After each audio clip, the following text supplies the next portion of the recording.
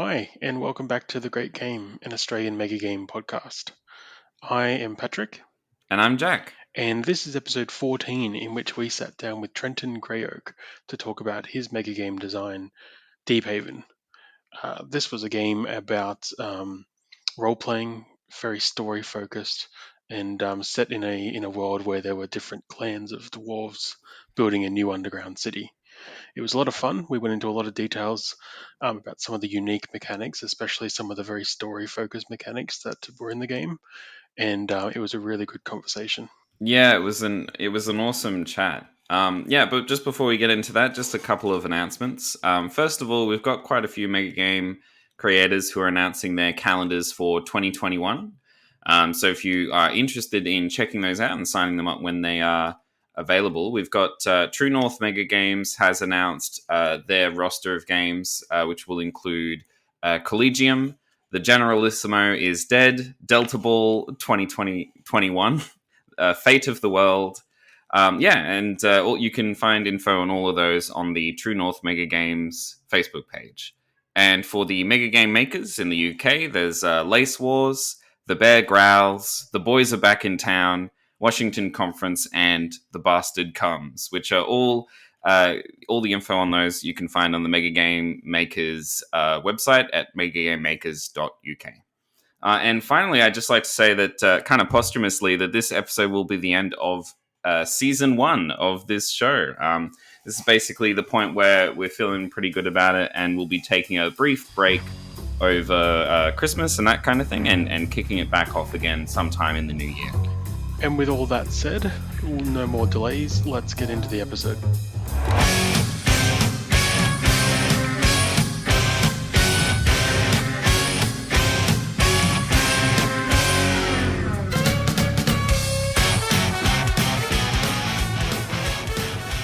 All right, and I'm here with Trenton Greyoak, the designer of Deephaven. How's it going, Trenton? Hey, I'm doing great. How are you two? Yeah, doing awesome. All right. So tell us about yourself. How did you get into, I guess, the mega game world? What was that like for you? Yeah, I think I consider myself in the play a goddamn mega game crowd. You know, like it's where like a new generation of mega gamers that watch the shut up and sit down video. And yeah, I'm definitely in that generation. I saw that and immediately lost my mind and uh thought like how could I possibly play this, which I was in Arizona at the time, so I wasn't able to play for a while, but um I like my first one was Watch the Skies here in Minnesota. And yeah, I mean it ever since then it just it I was super into them, super into the design. I have a game design background. Like I was in the game industry for a while, and so I love games. I love interesting new types of games, and yeah, mega games are such a the UK crowd is always like, oh, it's been around. It's like, well, for the rest of us, it's a very new new thing. Yeah, absolutely. I mean, there's similar kinds of things that I've heard of before. I heard of mega games like LARPs and things like that. But Right. yeah, I think for a non-UK audience, it's pretty much brand new. Same for we have the Yeah. exact same story. Yeah. Yeah. And we at some point we can get into the difference between mega games and LARP, but it's a totally new experience too, even comparing it to some LARPs. Yeah. Definitely agree. Tell us, what is Deephaven? Deephaven. So Deephaven is, well, the short answer that a lot of people know is it's really Dwarf Fortress the mega game in a lot of ways. Um, a more a better pitch would be it is a narrative focused mega game about many different dwarven cultures and clans coming together to basically build a new dwarven capital, a capital for all dwarven kind. And the players themselves are representing different families and clans from various cultures, like the more like Tolkien mountain dwarves to the more almost Viking kind of inspired like salt dwarves, to the more cloistered, potentially xenophobic deep dwarves. And so all these different cultures kind of coming together and creating this city, and really, figuring out what that city is, and hopefully, each of them have their own goals, and figuring out how to see Deephaven realized in the way that they envision. Awesome. I didn't realize that it was Dwarf Fortress inspired until now. That's awesome. I love Yeah, yeah, it's inspired in the sense of like Dwarf Fortress is I really consider it a story generator. That's how I've experienced it. Like, I've tried to play it, but like most people, I bounce right off of it. And but it's fun to read about. It's fun to hear people tell stories. And I love some of the like comics that people have kind of illustrated, telling about their different cities and whatnot. And like that's what really inspired me. I love fantasy. I love dwarves. But my focus was, I wanted to make a mega game that really doubled down on the story generator side, which every mega game does. That's the best part about mega games, is you come away with a story. But I wanted the mechanics to back that up too. Definitely. Awesome. Yeah, it's exactly the same for me with Dwarf Fortress. For anyone who doesn't know, it's an incredibly complicated roguelike video game, which I have never played, but the stories that come out of it are absolutely amazing, and that becomes almost the main draw of the game. So that's awesome. So talking about the inspiration and the story generator side of it, one of the things I was really interested in talking about is the indie RPG influence as well. It seems like games like Apocalypse World and that kind of thing seem to be a pretty big influence on Deephaven. 100%. Yeah, absolutely. No, I love story games. Apocalypse World in particular is really, Dungeon World, which is sort of a fantasy. It's sort of, I think they describe it as a love letter to D&D, but using Apocalypse World mechanics and conventions. And it's very much on the story game side of, there's a lot of player input, a lot of player autonomy, and everyone at the table is playing to find out what happens, which is something that I think is really important in the types of mega games that I like. And so I wanted to bring a lot of those ideas to the mega game, which, I'm not gonna say that I invented any of that, or even that it didn't happen in other mega games, but that was really my focus with Deephaven. Yeah, awesome. So just for people who might not know what a story game is or that kind of thing, can you talk a bit about what those games are and what specifically, I guess, the ideas you wanted to bring in? So I would say a story game, they tend to be rules light, although that's, I don't actually always like that term. Like, it's more, they're not super crunchy, in the sense that you're going to spend a whole lot of time like min-maxing your character, or really thinking like a whole lot about the mechanics. Like, the mechanics are there to really facilitate the experience. They're there to I forget who describes it as almost like a dolphin going in and out of the water, where sometimes, a lot of the time you're in the fiction, you're really like in this shared imagined space, and then you have to dive down and do some mechanical thing, and then you go back up into the fiction, and where you really want to be in the fiction primarily, but actual mechanics like dice rolls and things like that, they can do a lot of things for the story. They can guide you to places that you never would have gone on your own. And you'll hear me say play to find out what happens a lot, because that's core to story games. It's like everyone at the table is playing to figure out what's going to happen. Like, nobody knows what's going to happen. And there's definitely a type of role-playing game that the dungeon master knows exactly what's going to happen, or they have a road that you're going down, and that can be fun. That a lot of people like that, but I'm usually the game master at the table, and I want to find out I want it to be exciting for me. I don't want to tell a story. I want to create a story collaboratively. And I mean, mega games are they're such a good engine for coming away with these really interesting stories and experiences.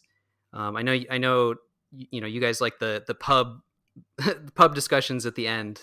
That's a very, popular thing. If you finish a mega game and then you go talk to everybody and you tell stories, and that's like such a core part of a mega game. I was really worried you were about to say that you don't have those in your mega games. Well, it's funny you say that. I run a lot of I do a lot of convention games, which is a whole another monster. And you still have some. We do a big debrief, and people still hang around, and you'll see people the next day, and you'll talk about things. So we have some of that, but it definitely convention games are a whole. You could do a whole podcast on the difference with convention games. That it's good and bad things. But Yeah. Either way, I think that's such a core experience of a mega game is that debrief time. Definitely. I think, convention games are something I'm really interested in exploring more of, because we don't really have as much of a convention mega game scene in Australia at all. Right. It's really, us running each thing individually on our own kind of thing. Right. But yeah. Yeah. So, talking about the indie RPG ideas, what do you think would be the big things if you're looking at other mega games that other mega games could take from Apocalypse World or the story games or things like that? Right. Yeah, that's a good question. There's so much actually. Especially, there's definitely a lot of mega game players and designers that kind of come from more of the board game side. A lot more mechanical, a lot more systems design, which I think is, I think it's great. I just, the things that I'm interested in are bringing in that narrative element and having a lot of player autonomy. Because honestly, like no matter what, no matter how mechanical and crunchy a mega game is going to be, there's always going to be, the people coming in with their own ideas, and that what is the UK, the wizard wheezes, that's what they like to use, which I had no idea what that was, but it's basically it's the crazy idea. It's the player going to the moderator and being like, I want to miniaturize a nuke and I want to put it in the diplomat's pocket and then blow up the space station. It's the crazy idea that it's like the designer never envisioned that being a thing. And my favorite mega games are the ones that can roll with the punches, that can handle that. And especially if the mechanics can handle that too, where the mechanics are flexible enough to incorporate those sorts of things without it just being, the moderators just kind of having to come up with something. That's fine. That's totally fine. I want my moderators to have, a mechanical backing there that they can fall back to when they, they have no idea what should happen. Definitely. I noticed one of the things I noticed from the materials I've been looking at that you were kind enough to send over is you had a lot of random tables and things like that to help people generate and make up stuff when something unexpected happened. Yeah. So there's a lot of them, and I mean primarily the moderators have that, but I told them like you can hand these off to a player, like they're not big secrets, that everyone knows that a lot of these are coming from random tables. And that's it's kind of from my video game background of just like the procedural generation. It's a big part of role playing games too. Like rolling on a table has been around since they started. Oh yeah. But being able to like incorporate that into a narrative game is just, I don't know, it's so exciting. Like having an arcane metal that is liquid at room temperature, but when it's hot it becomes a solid. Or oh god, like so many of the I'll have to look up the tables, but so many of the different random combinations that you can get, you could hand that off to a player. It's like, hey, you just discovered this new material, or this new root that makes you stronger but really angry or something. A player will take that, and it's fun to see what they'll do with it. Will they put their engineering hat on and create a whole aqueduct system or something, or will they take that root and create an ale with it that they then sell at a tavern? Like those sorts of things that it's hard to have those sorts of ideas come out of nothing. Mm. And I do think random tables, if you're focusing more on emergent narrative, like they're a great way to, you know, inject a bunch of different ideas that you wouldn't think otherwise. Yeah, I completely agree. I've never thought about doing that in a mega game, but I do come from kind of the old school D&D world where kind of everything is random tables. Like you're like, okay, they're Right. in a city. I don't know why that. I don't know. I haven't made up this city yet. Let's roll. Let's see what this city district is. Okay, it's the religious district. Let's roll to see what places here. Let's roll to see what kind of people are around. Yeah, Yeah. but yeah, that's awesome idea for putting that in a mega game. Yeah.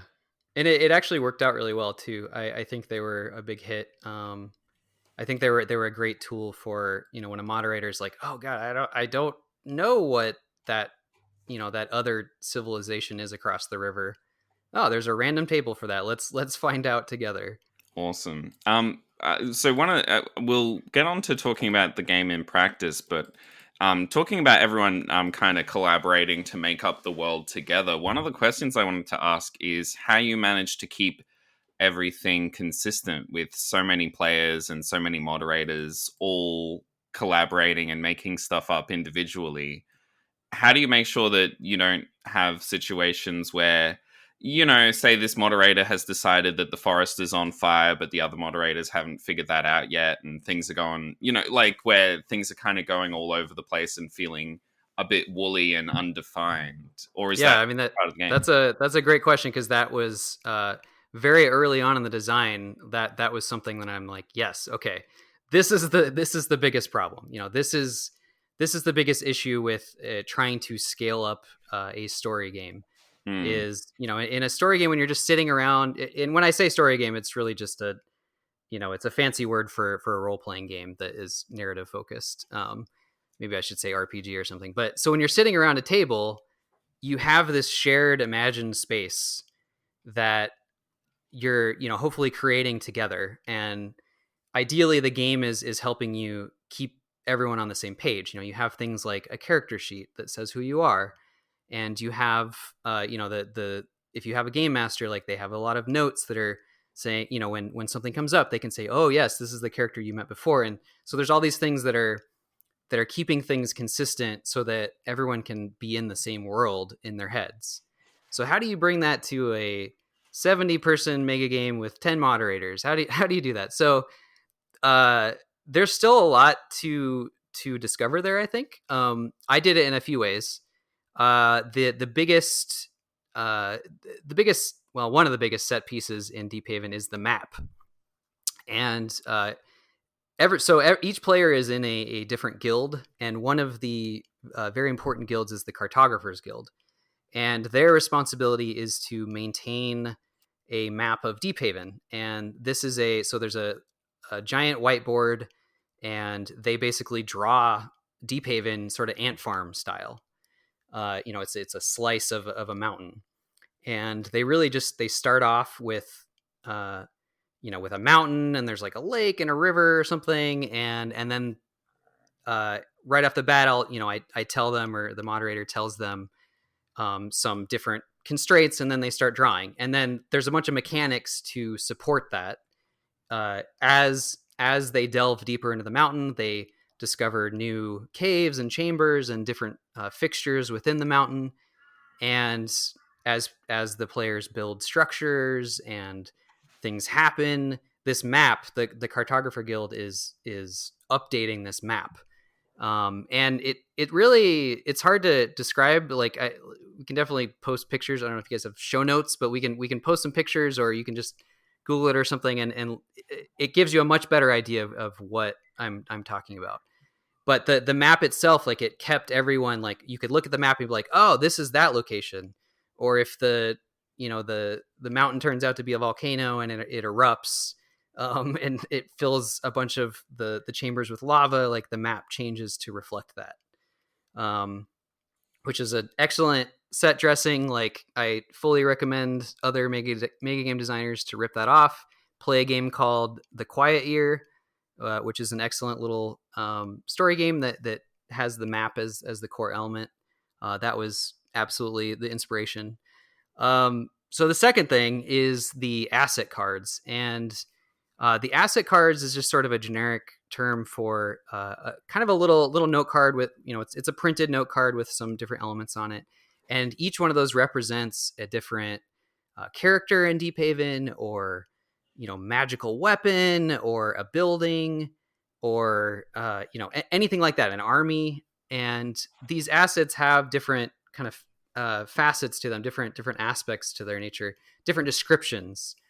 And the great thing about having a physical card is you can hand it off to someone, and that it helps ground all of the players and the moderators into the world. So now it's not, that forest fire would get written down, not so much with an asset, but there's trouble cards too, and that those are, we can get into that a little bit. But also, you write, when there's a trouble like that, someone is writing that on a card, on a red card, and now you can hand that off to someone, and if they go to another table or they go wherever, they have that, and that, because it's on that card, it's the reality. The third thing, and then we can move on, but the third thing is, they're dwarves, it's fantasy world, but hey, there's still news. And that's where the Inkbeards come in, which the Chroniclers, which is this guild that is in charge of learning what's happening and spreading the news. And we used I don't actually know if it's spread, but we do a projector with actually a news system where there's laptops, or oh God, I forget what fictional wrapper I had. It was like a magic tablet or something, where these Inkbeards, they can type in a headline. Basically, they're basically writing headlines, and they pop up on the screen, and everyone sees it. I don't know how common that is in mega games. Like, we use it all the time with Minnesota mega games, and it's pretty popular at Gen Con. But I highly recommend a system like that, because it makes for some amazing moments where you're in mid conversation with somebody and a news story pops up, and it plays a little stinger sound, and it's like everyone looks, and it's like, oh, it's this big like community moment of shared experience. So there it's excellent. Yeah. So, and there's other little things, but those are the main mechanics that kind of help everybody stay grounded and stay within that same shared imagined space. Awesome. Yeah, that's something that that's really cool. That's something that we struggled with, I think, in our own game that was a bit more story focused, Dark and Stormy Night. We found that we needed to spend way more time than we thought collaborating between moderators and making sure that we all kept our stories straight, basically. Yeah, But I think that's a really awesome way to do it. Yeah, it's a hard problem, and I think Deephaven did it pretty well, but it's depending on the setting and how it would be a lot harder if it was a more grounded, like, historical setting or something, where you kind of expect things to be a little bit more realistic, or a little bit more like they make sense a little bit. not to say that Deephaven didn't make sense, but it's a fantasy world, and I tried not to do like kitchen sink fantasy where anything goes, but ultimately, when you have that many players and moderators inputting stuff, like, sometimes you get some pretty crazy stuff, and that's part of the fun. It's okay. Yeah, it's steering away from really hardcore, realistic historic settings is one of my trademarks as well, because I'm always intimidated about what the players are going to want or expect or know that I don't. I just Exactly. wanted to, without going back too far, just before we move on to actually running the game, I had a question about the random tables, and Yeah. you said how they became quite well known, maybe during or post, like after the game. I was just wondering what feedback you got from the players about those. Were there any players sort of grumpy about the fact that there was just randomly generated lore? I can't think of any negative feedback specifically about that. Hmm. It's kind of like, so Deephaven, it's there's so many ideas in it that sometimes to a fault, that if you don't like something, there because it's more on the player autonomy side, like, you can ignore it, right? Like, you can Hmm. if you don't want to go delving and discover, new objects and new materials and things like that, then you just don't. You go do something else. Right. And you probably wouldn't have signed up for the delving guild at that point. Yeah, so it's kind of like I don't remember getting anything. I'm sure there's there's a lot of people. I'm sure there's somebody that didn't like it, but I think it was primarily just a fun thing. Yeah. Awesome. So let's talk about the game in practice. So how often has Deephaven been run, and where? Yeah, so it's been run twice. The first was at Gen Con last year, and then the second was at Shucks last year. Yep. I wanted to run it here in Minnesota this year because it's funny that I haven't actually run it in my home state. But stuff's happening in the world, so Yep. that's not going to happen. But maybe 2022 or something. Yeah. So Gen Con last year was the first run. Awesome. And so leading up to that first run, I guess, what were you most unsure about, or not sure if it would work, leading up to the game? Yeah, probably a good like 80% of it. Maybe 85.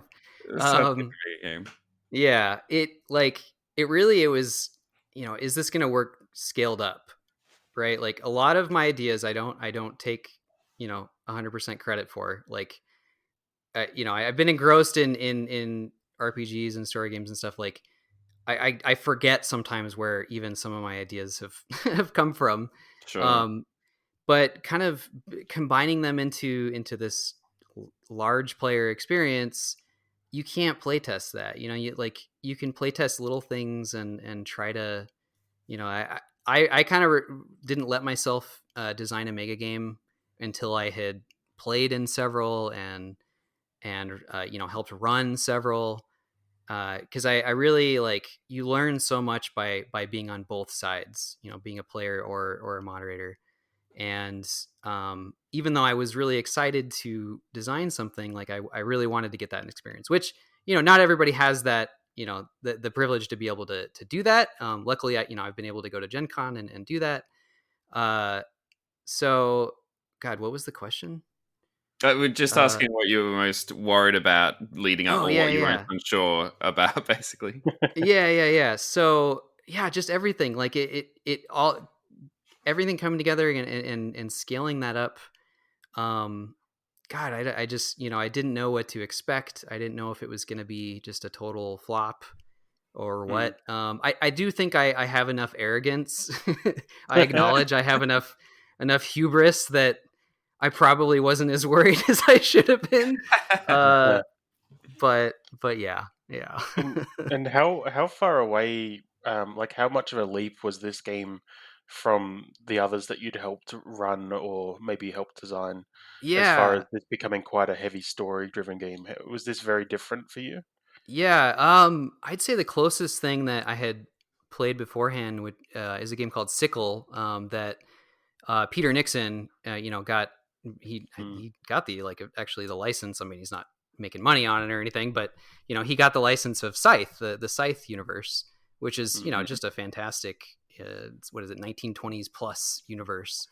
And so he was super inspired by uh, a game called NSDM, Mm. National Security Decision Making, I think it's called, which Mm. is this group that's actually in the U.S. They've been running this for years and years and years. I don't think they really embraced the term mega game until fairly recently, and I don't even actually. Maybe they haven't. Maybe it's a faux pas to say that they're a mega game. We Uh, actually had a chat with them just in a previous episode during the con. oh, So I awesome! think Yeah.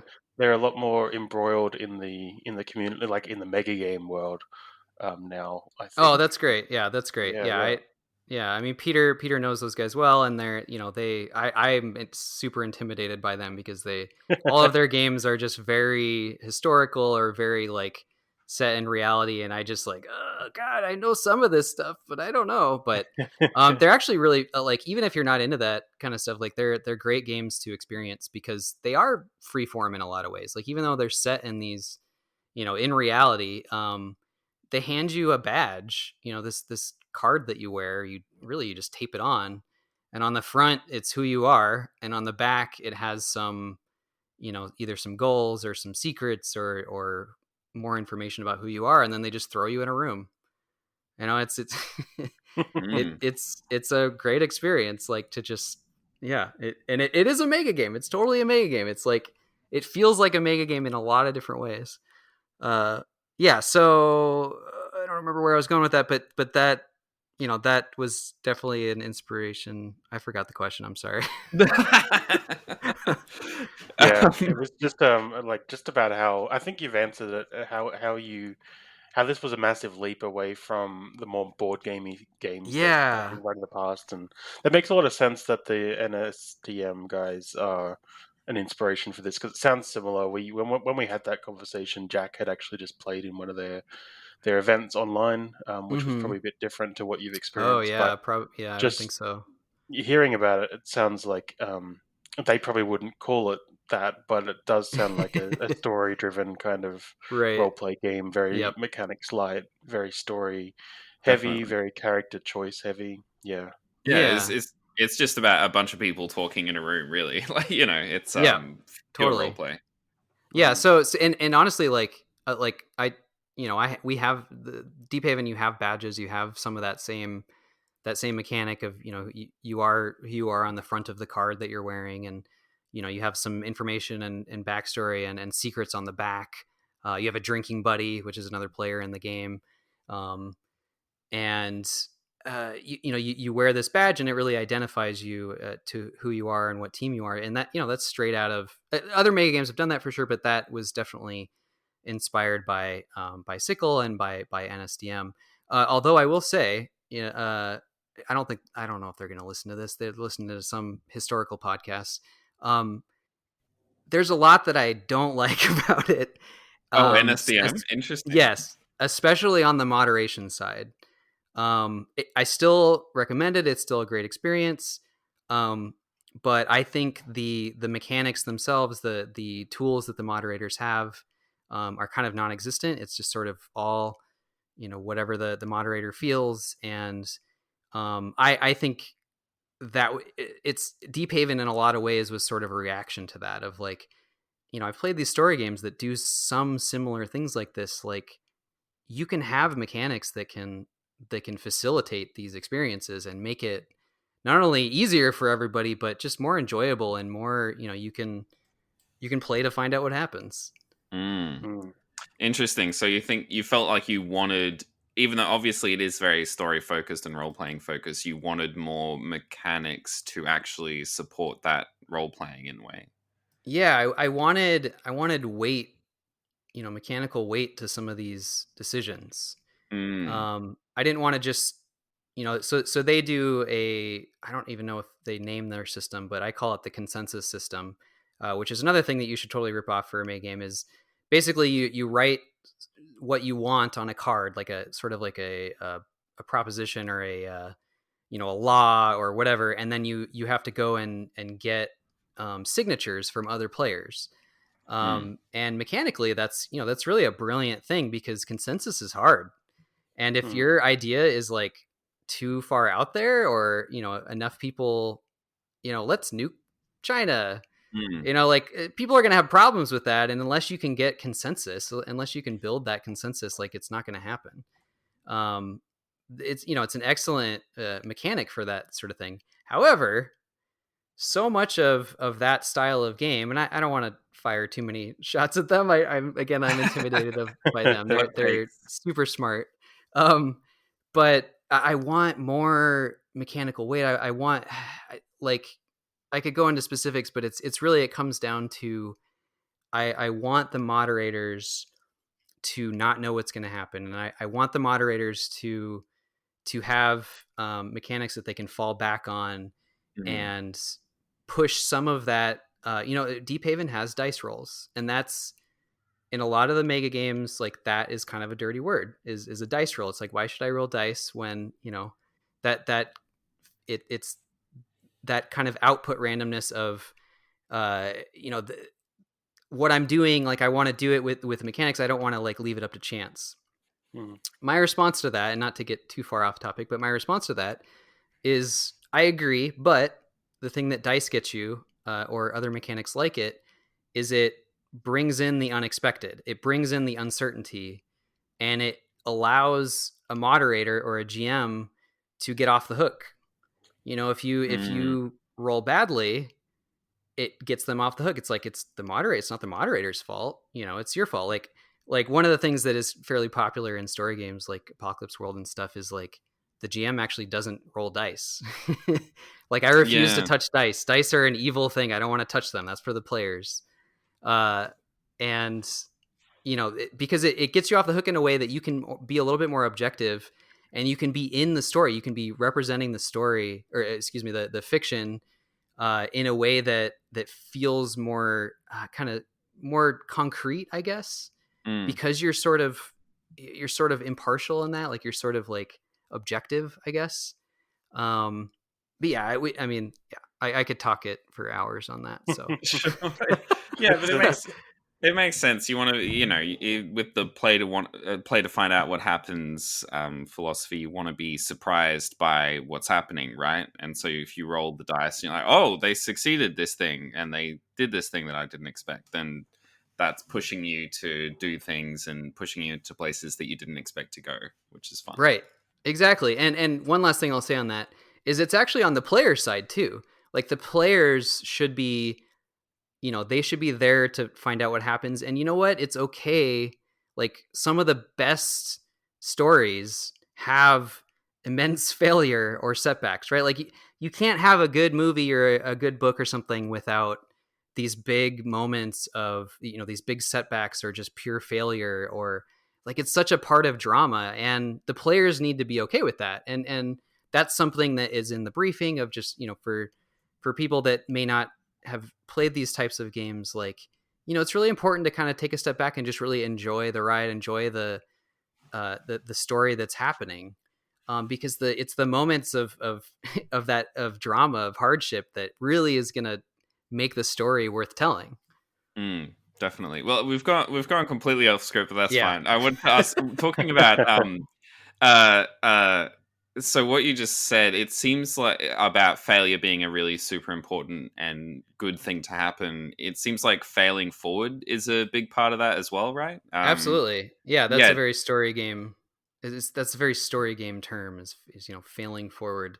Sorry, what was your question? Well, so in Deephaven, I know the way that it works is that you'll roll to see if you can succeed and do the thing. But even Mhm. if you fail the roll, usually you will end up actually doing the thing, but with a complication. Is that right? Yep, and that actually is that's, yeah, also a very excellent question. I think you know mega games pretty well, or you know games pretty well. You keep Oh, asking wow. good Thank you. questions. um, yeah, that was actually something that I changed pretty early on, like after some playtests, because that is actually a difference, right? Like all these different, you know, role playing games and story games, like you actually can fail a roll. You can not do the thing, you know, and that's a valid thing that can happen. um the difference, I think, in mega games is because there's so many people involved, because moderators, you know, they're there to facilitate. They can't ensure everyone is having a super great experience at all times. You know, that's not, you know, that there's not enough of them for that. It's not a small group at a table. Mm, um it actually it feels bad to just, you know, collect all these assets and you know, work with your teammates and then try to do the thing, and then it just doesn't happen, which story, you know, fail forward is, it basically means that the story progresses. It's not just, oh, I failed to lockpick the door. mm, Okay.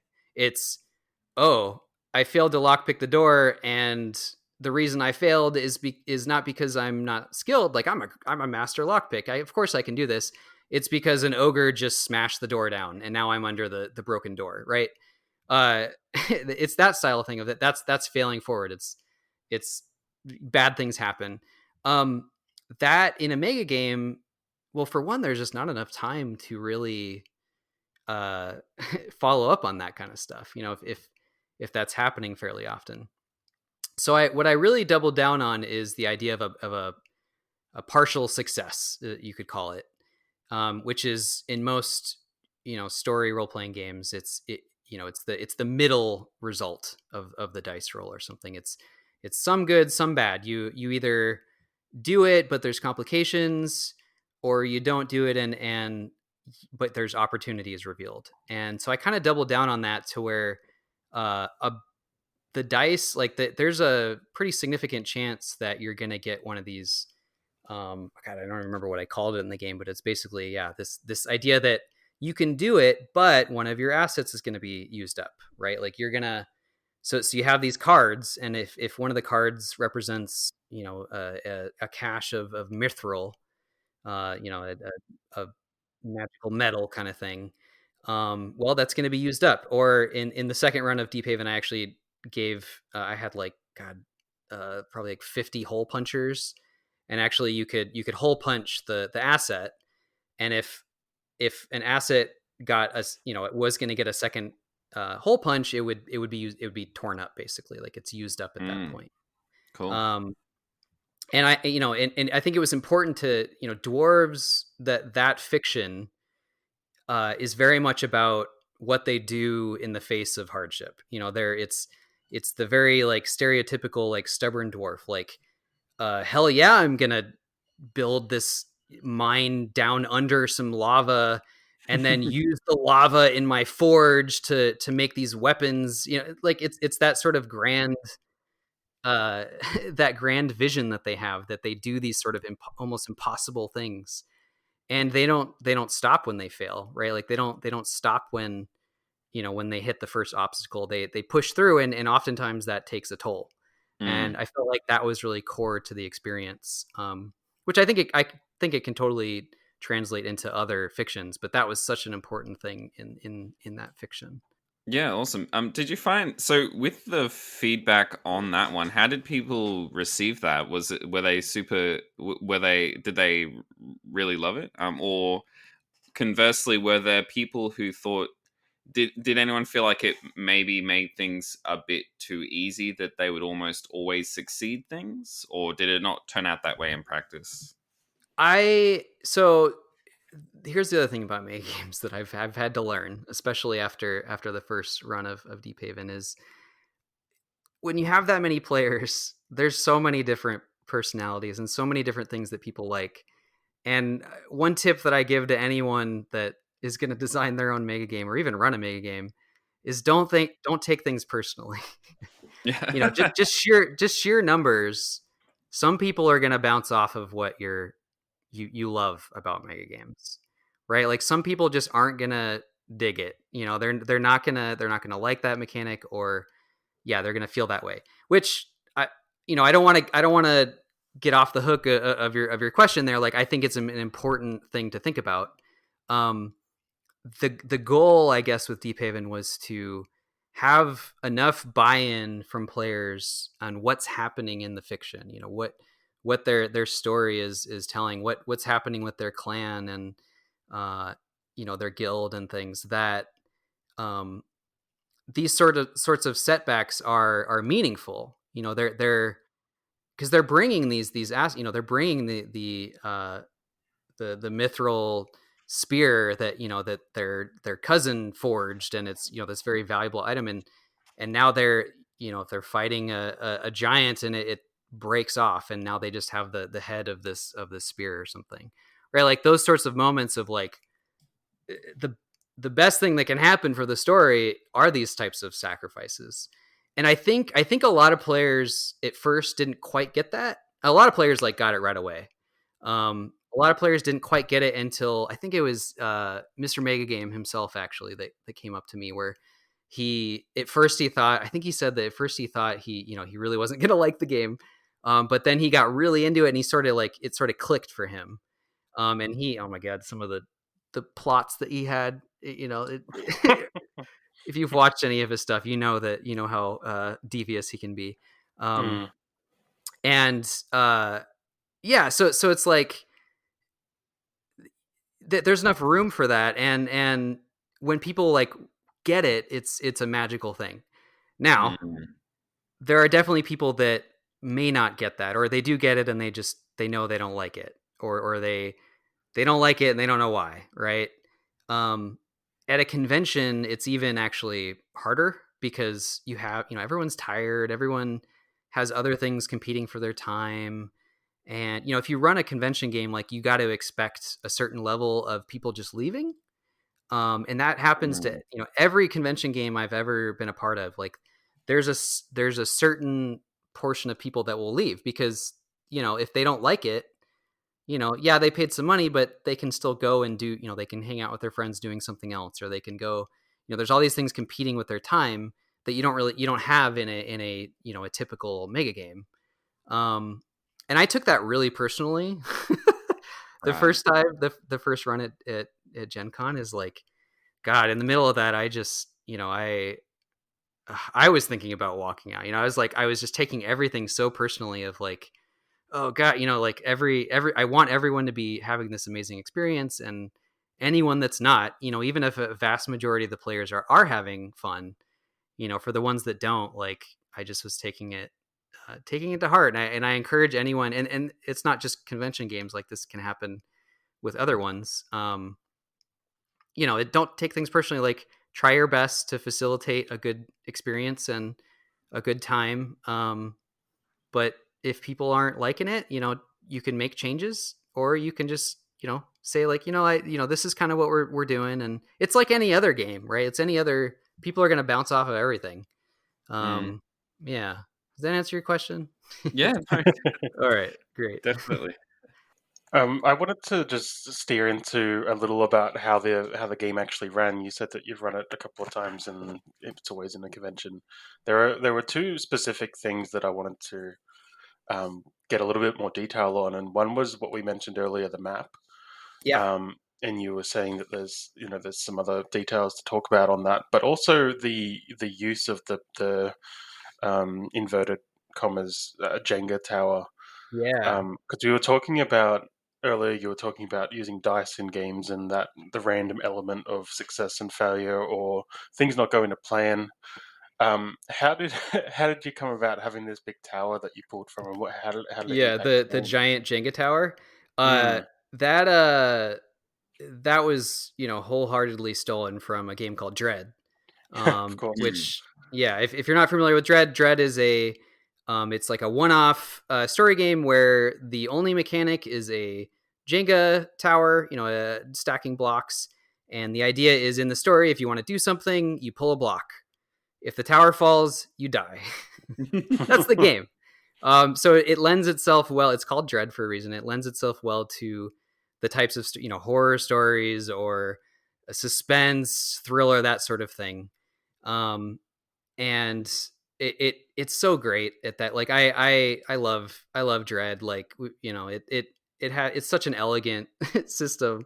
Um, and I try to actually, it's tradition for me to try to run a Halloween game. I don't know if I'm going to be able to do that this year, but um yeah, it's so great. And it's important. I know that some mega games actually have used Jenga towers. Like, I was definitely not the first by far. um I do think, I won't name names, but I have seen other mega games use it badly, in my opinion. And it might be out of scope of this podcast, but I will say that there's a right way and a wrong way to use something like a Jenga tower. And in brief, expect it to fall. It's gonna fall. Don't try to control it. You can't control a Jenga tower. Have you ever tried to like, as a moderator, you can't decide when it falls. That defeats the whole purpose of it. That takes away the suspense. It also is just a really dumb thing to do, because if you set this up to where, okay, I know I'm expecting this tower to fall kind of in the last half of the game, and that's, so I'm going to put this like really big event that, the city is going to collapse, or this big thing is going to happen. Okay, cool. What happens when somebody accidentally knocks it over 20 seconds into the game, or Yeah, even an hour or two into the game, and right? And that's that's, exactly like tying it to anything else. Like, okay, when someone finally rolls snake eyes on the dice, then yep, something major will happen. yep, It's anything that's got chance attached to it, and especially in this case when you've got dozens of people pulling from it, the yeah, tower. yeah. So And what was the what did the tower do to the game? yeah, and I want to say like it goes the other way too. Like Jenga is, especially giant Jenga. Giant Jenga is its own thing. It's giant blocks. You know, like you Mm. get scared by the end because it's this giant tower in front of you that's gonna fall over, and it won't fall over. You know, it's like it it sticks around, and you don't know when it's gonna fall. There's so many of the polls that were just like, how is this tower standing? It doesn't make any sense. It doesn't make any physical sense. So in the game, the tower represented delving deep within the mountain, which is the most dwarven trope of them all. It's the mines of Moria. It's they delved too deeply and they awoke a ancient evil Balrog. And I wish I could do the Gandalf voice. Oh, it's so good. And so it was there. That was such an important part of the fiction that I wanted some big set piece to really handle that, to where when they do delve too deeply, and they're going to do it, they're going to do it probably a couple times. They're dwarves. That's what they do. That's half the fun. When they do it and the tower falls, everybody knows about it. Everybody, no matter where you are playing the game, like everyone, even people not playing the game, if you're at a convention, there's going to be the tower, the actual physical tower falling, which is loud. It's going to be everyone around it, yelling out and losing their minds. And it's always just such a great moment. And the last thing I'll say on that is like both games had a sort of finale, which, I could talk at length at whether mega games actually should have a finale. There's different ways of handling that. But both times it felt like it, the Jenga tower, which could represent that finale. So it always like represented like the future of Deephaven, like whether it was gonna, succumb to the first run. It was like succumb to a, God, what was it? It was a undead horde or something. And so the idea that you're pulling for Deephaven's future. So in a way, like the fiction actually changed, or the idea of that metaphor for what it's representing actually changes, and that's fine. That's actually useful for the lead moderator to be like, what, this is now the future of Deephaven. And because it's such a good set piece, like, oh, there's just so many good moments with Jenga. I do really love that mechanic. It's going to be hard to not do that in the next game, but yeah. If anybody's making a game with Jenga, like, hit me up. I've done so much. Like, I've counted things and done average. Like, I know so much about Jenga towers and how to use them. So hit me up for sure. I can give you some tips. Awesome. Yeah, it's something I've always wanted to use, and the game that one of the games that I often reference, I think it's because it's my favorite, that I did design on here was As the Fire Dies, and I'm seeing a lot of similarities between what you've been talking about. And it's funny because that was the one game where I was so certain early on that I was going to use the Jenga tower, but it never Yeah. eventuated for different reasons. But there are other similarities there with like a map that the players had agency over to control and update as the game went on. That's awesome. Which Yeah, is I would love to see more about that. Yeah. Yeah, for sure. But that's something else I just wanted to ask about. We talked briefly about the map earlier on, but I had a few specifics. Like, so this was a map that was developing over the game. The players were adding to it. What mechanisms, like what influenced that map? What made it change? And or was it sort of, how freeform was it, or were there mechanics that were changing that map? Right. Yeah. So there were definitely mechanics. It was kind of a combination of both.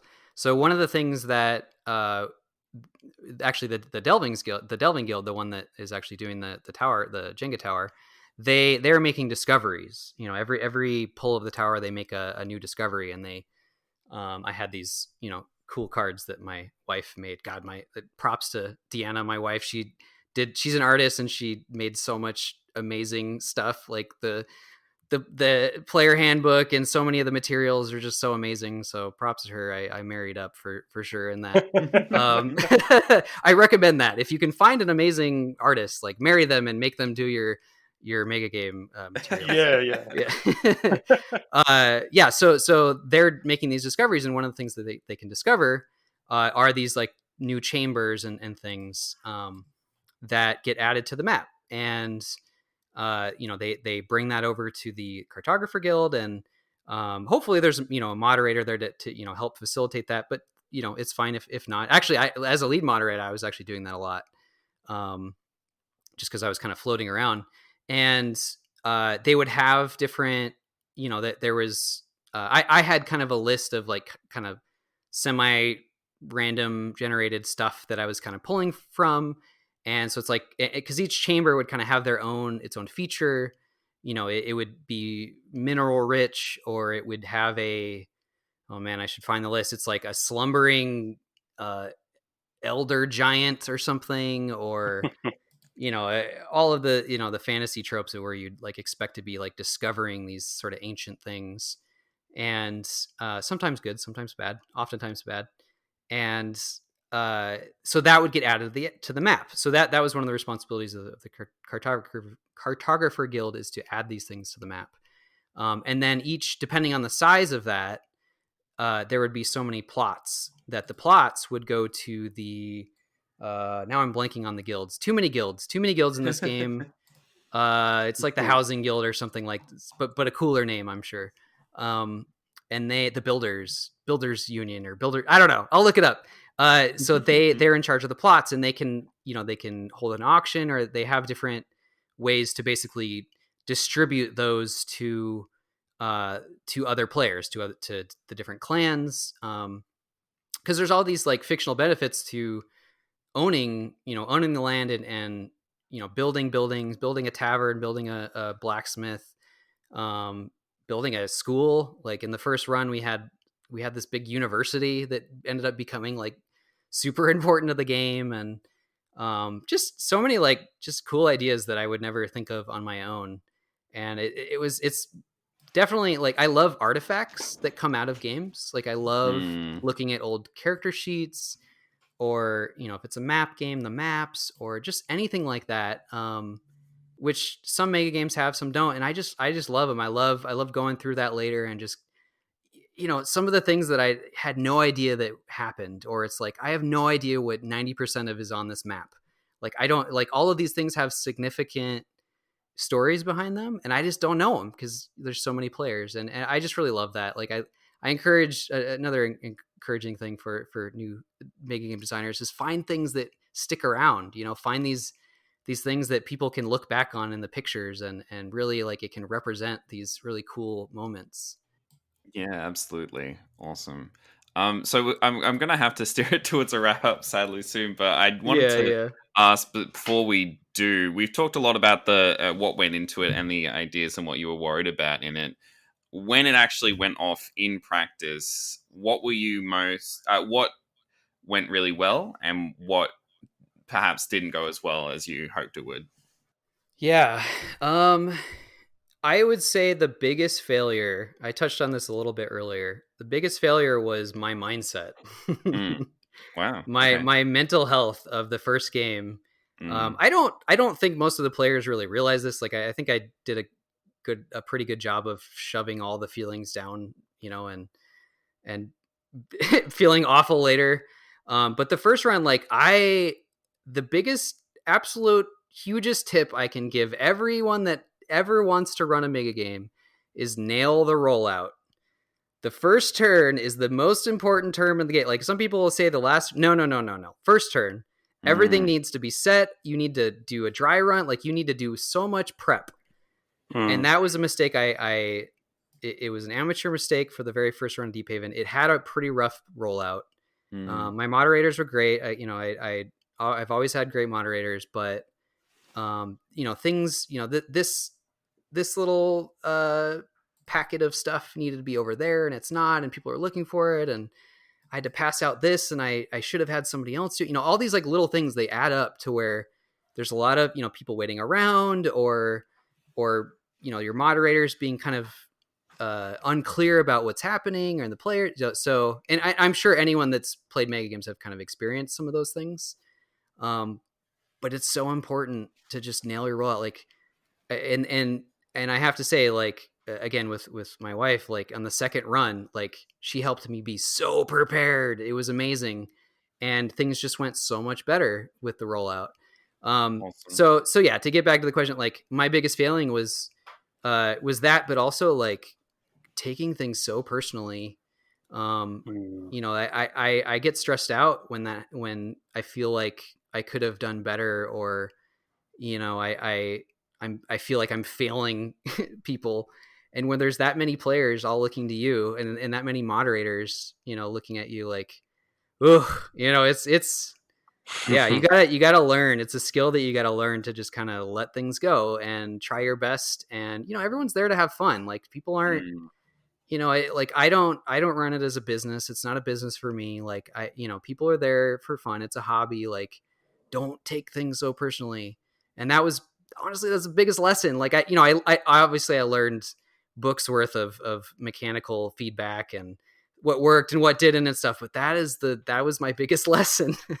I Yeah. think it's really, really good advice too. I was lucky enough that when I first when I ran my first game ever, the feedback was overwhelmingly amazing because no one had dealt with this kind of thing before, so everyone Yeah. was just happy to be involved. But it's really, I'm pretty similar to you, I think, in that sense, where I'm pretty critical on myself, and when things start to fall apart, it's easy to take it personally. But I think the best thing for designers and people wanting to run games to know as well as that, and to not take it personally, is that I've never seen feedback for a game that I've run, or a game that someone else has run that I've been to, or just in general in the community, where people have been like, "Well, that was a terrible mega game. I can't believe that person tried to run it. What a terrible person." Like it's Right. never really. I've never seen that. Maybe it's out there. I hope I don't get to see it. But I Yeah. think you're right that everyone's there to have fun, and Yeah. Totally. the players generally make the most of it and will help you along. So I think that's something good to have in the back of your mind while you're prioritizing. Don't take it personally. Be prepared, so it doesn't push you over the ledge of the stress and everything. Yeah, and it's a balance too. It's like it's not getting people off the hook. Like you got to be prepared, you got to be ready. But ultimately, like if you've done your best to do that, like just chill. Yeah. Yeah, yeah. Don't stress so much. It's Yeah, hard. It's hard because you put it's so so much of hard. yourself into it. Yeah, It's easy to get wrapped up, and it's easy to focus a bit too much on that one bit of negative feedback out of the 50 people that came, and or whatever it is. Mm. It's yep, easy to get lost. Um, yep, yeah, absolutely. awesome. Okay, and so what's next for Deephaven? Do you have any plans to maybe release the rules or run the game again at some point? Maybe post COVID. Yeah, I definitely. I mean, I owe it to Minnesotans to to run it in my home state because I haven't run it here yet. So I'm definitely going to do that. I mean, realistically, 2022 or whenever all Mm, this stuff calms down. mm, Um, Beyond that, yeah, I know. I've said before, like I really need to release Deep Haven, like get it out there so other people can see it and play it. Like even if they don't run it, like being able to see some of those ideas, I think would be helpful for the community. I it's one of those things. Like I got to do it, and I haven't done it. And I apologize to all the I've gotten several emails like asking about it, and I tend to ghost those people, and I apologize. I'm bad at responding to those. It will happen someday. It's mostly just me, like having to put in the work to finalize it. I do. It is a hard thing. It's a hard thing to hand off your baby to someone else, and Mhm. um, it's probably just an arrogance thing, but in some ways it feels like, is anyone going to be able to do it as good as me? Not even though I don't. It's weird. Like I simultaneously think that I know it so well, but I also like I'm not that great at this either. So it's like these two competing ideas, uh, Mm. which whatever. So it's also like I don't want someone to have a really bad experience with it and feel like, oh, Deep Haven, that's what a mess of a mega game. right. So it's hard. I don't know. I need to get over it. I acknowledge that. I need to get It's a over hard it. thing to do. I Yeah. think I'm very similar, and it kind of sounds like a lot of people are. it's hard to be when you're working on something like this that you're going to spend a very long time on. I usually say 6 months, but realistically, it's often longer. You do want it to be perfect, and it's never going to be because that's the nature of mega games. At least the first time you run it, and it is hard to like for me. It sounds like Trenton, you've got a bit more background in game design than I do, but I've got some serious imposter syndrome where I don't want to Yeah. release my goods because I feel like a fraud and I feel like I Mm. shouldn't be able to create mega games. So I don't want Right. people to see, how foolish I've been. But Yeah. it's a hard thing to get over to hand off something that you put so much time into and just hope it goes well on the other side of the planet. Totally.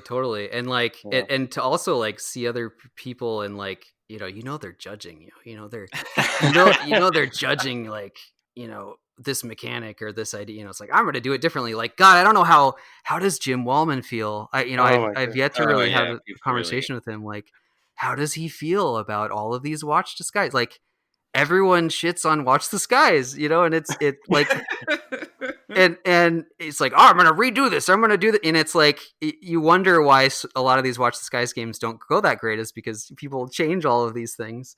Mm. And I know he said, I love the quote of him, saying like he knows that, I think he calls it rough and ready or rough, I don't know, some UK term, saying that he knows the original, like, it wasn't meant to be this big phenomenon. He didn't know that when he was making it. Yeah, So absolutely. it's understandable. It's hard.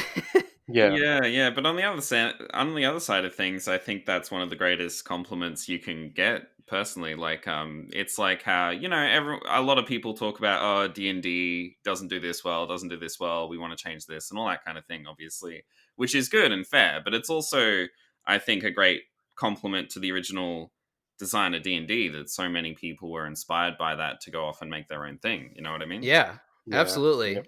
Absolutely. And when I've had a few drinks in me, I often compare D&D to Watch the Skies and vice versa for various reasons that I won't go into. But yeah, it's definitely a good analogy in a lot of ways. Mm. Yep. Yeah. Yep. I love you, Jim Wallman. I look up to you. You're amazing. Same. Yes. Same. We've been very clear on this podcast in the past Yeah. that we are not shitting on Jim or Yeah. this guy. Yeah. We love it. Yeah, I think Definitely. he's smart enough. He can take it. Oh, he knows. can take Yeah. it. Yeah. Awesome. Yeah. Hey, before we wrap up, do you guys have like podcasts, like nicknames yet? No? No? What for us individually? So when I was learning your guys' names, and like it helps to always have some little thing that helps you remember. I think you guys are Click and Clack. I think because Patrick and Jack. Clack? Patrick and Jack, God. Click and Clack. Bam. Is that There you each go. intro of the podcast will be like, hey, coming to you live on the airwaves. This is Click and Clack, Click and Patrick Clack. and Jack. All right, Yep, we'll have there to you go. stew on that and then possibly edit it out. So that no one calls us Click and Clack ever again. Yeah. All right, awesome. So Trenton, where can people find you if you want them to find you? That's a good question. You can email me. It's Trenton Greyoak at Gmail. I am sometimes active on the Megagame Coalition Discord channel. Not so much this year, but I if you ping me, I'll talk to you on Discord. Megagame Coalition, which is like a US like coalition of megagame groups. If you're in the US, definitely check us out. Yeah. Awesome. Well, thanks so much for coming on the show, Trenton. This was an awesome discussion. This was great. It's a great podcast. Thank you. Yeah, Deephaven has so many ideas going off in it. It was awesome to talk about it. Yeah, I could talk so much more too. Yeah. All right, thank you so much, and chat to you again another time. Yeah. Cheers. I think is what you say. Right? Cheers. Yes.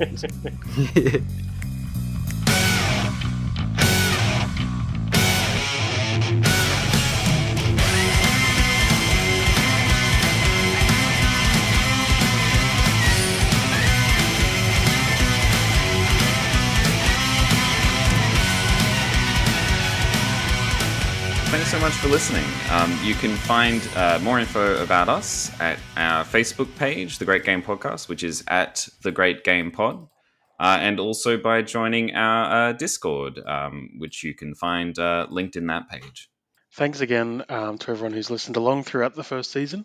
If you'd like to get in touch with me, you can find me over at the Sydney Mega Gamers. And yeah, you can find me at jack@ashtowngames.com. Awesome. And hopefully we will see you all next year.